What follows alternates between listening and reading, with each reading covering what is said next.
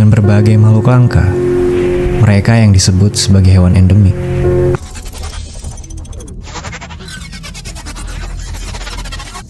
Bayangkan, kamu sedang melangkah di tengah hutan yang begitu asing, di mana setiap suara burung, jejak kaki, dan hembusan angin terasa berbeda. Ini bukan sembarang hutan, ini adalah dunia yang misterius dan penuh rahasia di Sulawesi. Sebuah pulau yang akan diciptakan untuk menjadi laboratorium alam dengan sederet makhluk yang nggak bisa kamu temui di tempat lain di bumi. Kenalkan, inilah Tarsius, salah satu penghuni asli Sulawesi yang mungil tapi mematikan. Setidaknya bagi mangsanya yang kecil. Dengan mata sebesar piring teh, makhluk ini bisa melihat di kegelapan paling pekat, membuatnya jadi predator malam yang gak bisa kamu remehkan. Jangan tertipu sama ukurannya yang kecil.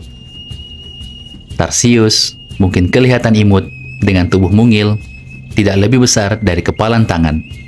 Tapi coba lihat mata itu, besar, bulat, dan penuh fokus.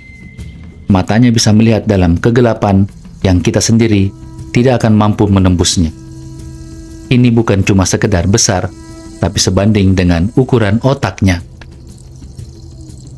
Tarsius bisa mendeteksi gerakan sekecil apapun dari serangga. Dan bahkan, kadal kecil di sekitarnya, begitu mangsa terlihat, dengan kecepatan luar biasa, Tarsius akan melompat hingga 40 kali lipat ukuran tubuhnya, menangkap mangsa dengan presisi sempurna. Bayangkan, kalau kamu bisa melompat kayak Tarsius, artinya kamu bisa langsung loncat dari halaman rumah ke atap tetangga tanpa susah payah. Tapi, tunggu dulu. Tarsius nggak pakai ilmu sihir ya. Ini semua tentang otot kaki yang super kuat. Selain lompatannya yang spektakuler, ada lagi satu hal yang bikin Tarsius spesial. Pernah dengar hewan yang bisa memutar kepalanya hampir 180 derajat? Tarsius adalah salah satunya, karena mata mereka nggak bisa bergerak seperti kita. Mereka diberi kemampuan untuk memutar kepala hampir setengah lingkaran untuk melihat sekeliling mereka.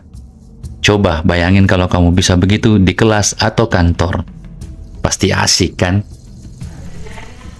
Sayangnya, Tarsius yang super keren ini juga terancam oleh hilangnya habitat hutan mereka. Deforestasi dan pembangunan semakin mengikis tempat tinggal alami mereka. Dan kalau kita tidak hati-hati, keajaiban malam ini bisa lenyap dalam senyap. Jadi, apa yang bisa kita lakukan buat membantu Tarsius? Meski tampak tenang, Tarsius selalu dalam mode siap siaga.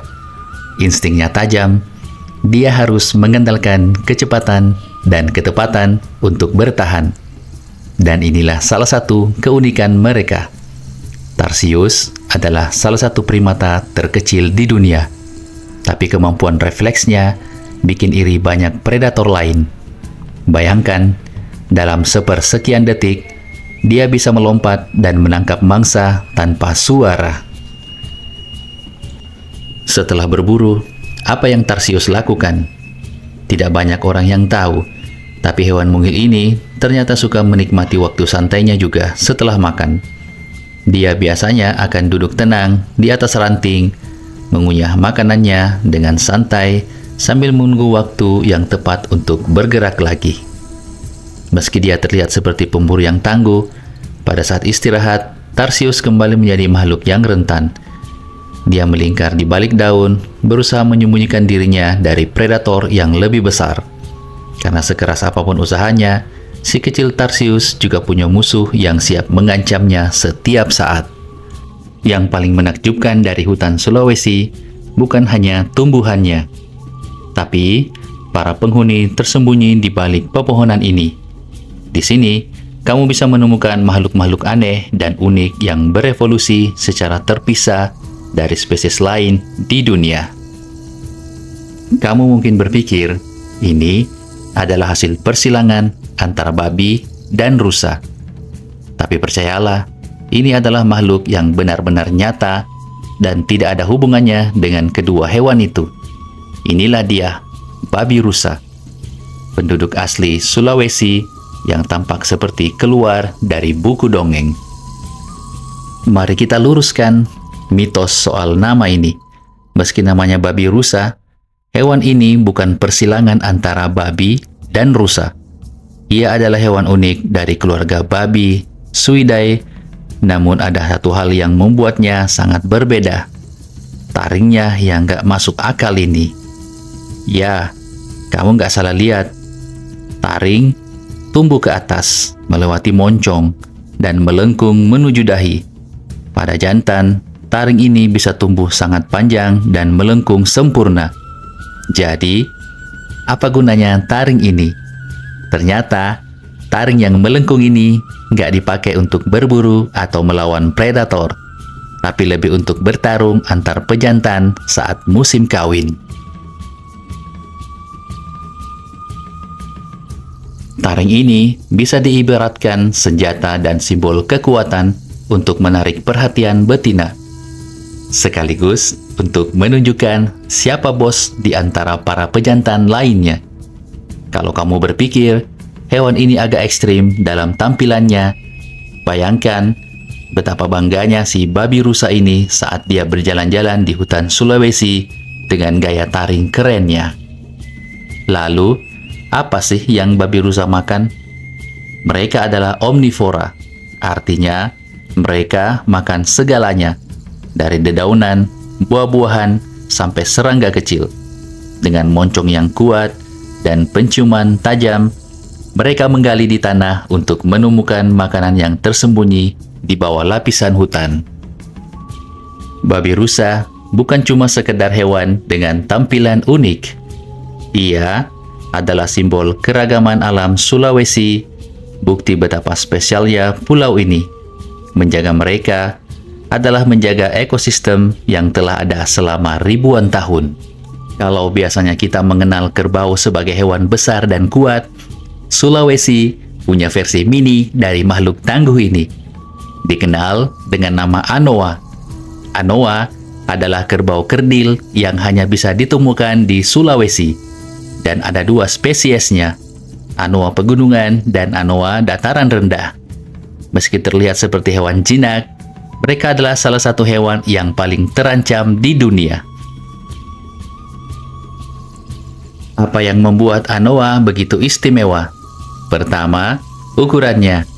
Mereka jauh lebih kecil daripada kerbau biasa. Tinggi Anoa hanya sekitar 70 hingga 105 cm di bahu. Hampir seukuran kambing besar. Dengan berat sekitar 150 hingga 300 kg. Meski mungil, mereka adalah hewan yang sangat kuat dan lincah di habitatnya. Sekarang, apa sih yang mereka makan? Anoa adalah herbivora sejati. Mereka memakan daun, rumput, pucuk tanaman muda, dan buah-buahan yang jatuh dari pepohonan. Meskipun mungkin terlihat seperti hewan pemakan rumput biasa, Anoa memiliki peran penting dalam ekosistem Sulawesi. Mereka membantu menjaga keseimbangan hutan dengan menyebarkan biji-bijian dari tanaman yang mereka konsumsi. Selain itu, Anoa juga sering ditemukan di dekat sumber air. Mereka sangat menyukai tempat-tempat yang basah seperti rawa dan tepi sungai, di mana mereka bisa berendam untuk menyejukkan diri. Kebiasaan ini membuat mereka kadang disebut kerbau air dari Sulawesi. Tapi sayangnya, populasi Anoa saat ini sedang berada di ambang kepunahan.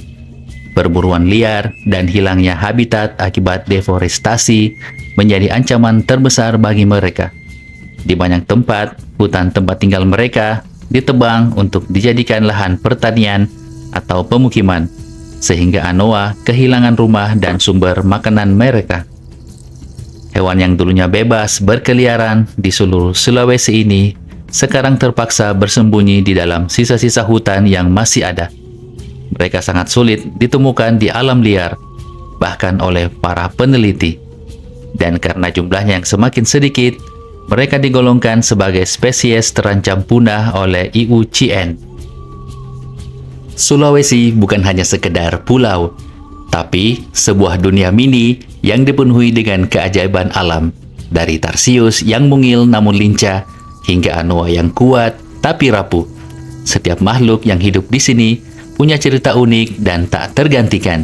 Mereka adalah bukti dari kekuatan alam yang bekerja selama jutaan tahun untuk menciptakan spesies-spesies yang hanya bisa kamu temukan di sini. Terima kasih sudah mengikuti narasi dunia. Sampai berjumpa lagi di cerita-cerita selanjutnya. Salam narasi dunia.